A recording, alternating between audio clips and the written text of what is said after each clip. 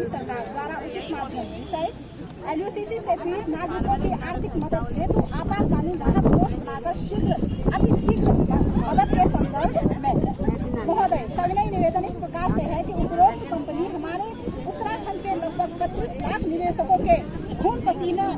पसीने के अरबों खरबों पैसे लूटकर फरार हो गई है, जिसके कारण हमारे राज्यवासी भारी से भारी आर्थिक संकट हेतु शारीरिक, मानसिक, पारिवारिक, सामाजिक तनाव से गुजर रहे हैं और पीड़ित नागरिकों का जीवन बहुत ही ज्यादा दयनीय स्थिति में है। उनके परिवार, बच्चों के जीवन और भविष्य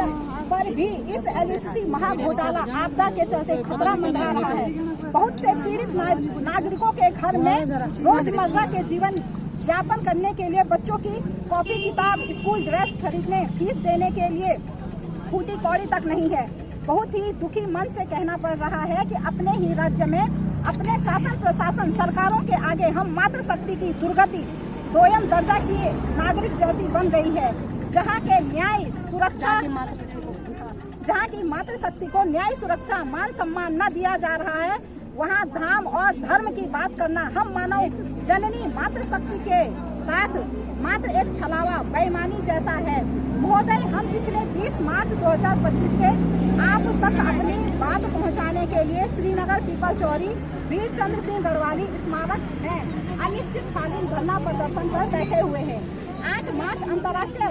महिला दिवस के दिन एवं 8 अप्रैल को हम आपके आवास पर कूच तक कर चुके हैं। विभिन्न विभागों के अधिकारी गणों के माध्यम से सभी जगहों पर पत्राचार भी कर दिया है, मगर महोदय जी बहुत ही ज्यादा दुख के साथ कहना पड़ रहा है कि कहीं भी कोई भी मातृशक्ति की सुनवाई नहीं कर रहे हैं। आखिर हमारे राज्य और देश में ऐसा कौन सा विभाग, आयोग, अधिकारी गण, मंत्रालय है जहां हम अपनी बात रख सके और हमारे समस्याओं का समाधान तुरंत हो सके? आप ही बताइएगा महोदय जी, किसके कारण हम बहुत ही ज्यादा हताश और निराश हो चुके हैं। बहुत से पीड़ित नागरिक आत्महत्या जैसे दुखद जनहानि कदम उठाने के लिए मजबूर विवश हैं। यदि 4 धाम यात्रा शुरू होने से पहले आपने पीड़ित नागरिकों, मातृशक्तियों का समस्याओं का समाधान नहीं किया तो हम मातृशक्ति अल्लाह नहीं सची भाई मातृशक्ति राष्ट्रीय राजमार्ग को चक्का जाम करने, 4 धाम यात्रा को बाधित करने के लिए मजबूर विवश होंगे। यदि किसी भी पीड़ित नागरिक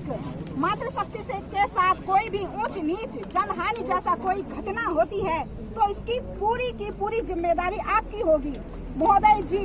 जो हमारे शासन प्रशासन ने इस LUCC नामक कंपनी को लोगों को ठगने के लिए लाइसेंस परमिशन दिया और आपके द्वारा इसकी निगरानी क्यों नहीं की गई? यदि यह कंपनी फर्जी थी तो पिछले 8-9 सालों से हमारे राज्य में चल कैसे रही थी? यदि पंजीकृत थी तो भाग कैसे गई?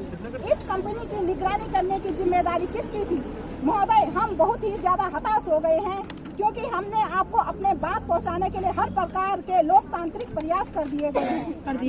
दिए हैं, मगर दुर्भाग्य है कि अभी तक आपकी ओर से हम पीड़ित नागरिकों मातृशक्ति के लिए किसी भी प्रकार का राहत बचाव का कदम नहीं उठाया गया है, जो बहुत ही ज्यादा